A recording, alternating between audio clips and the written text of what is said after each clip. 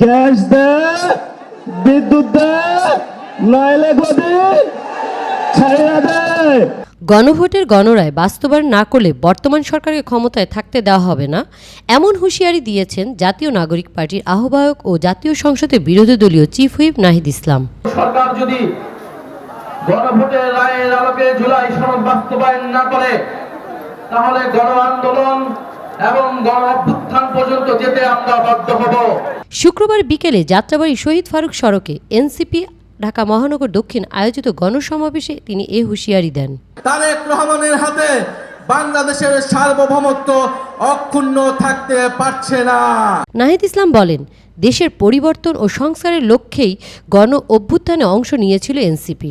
নির্বাচনের সময় জনগণকে গণভোটে হ্যাঁ ভোট দেওয়ার আহ্বান জানানো হয়েছিল, কিন্তু জনগণের প্রত্যাশা অনুযায়ী সংস্কার না হলে সরকারকে জবাবদিহির মুখোমুখি হতে হবে।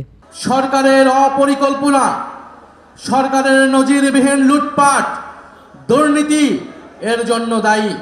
বাংলাদেশের ইতিহাসের লোডশেডিংয়ের ইতিহাসের রেকর্ড ভেঙেছে এই সরকার মাত্র 5 মাসে। তিনি অভিযোগ করেন, গ্যাস বিদ্যুতের সংকটে শিল্প কারখানা ও ব্যবসা বাণিজ্য ক্ষতিগ্রস্ত হচ্ছে।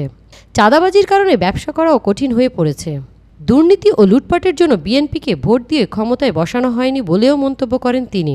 লোডশেডিং নিয়েও সরকারের সমালোচনা করেন নাহিদ ইসলাম।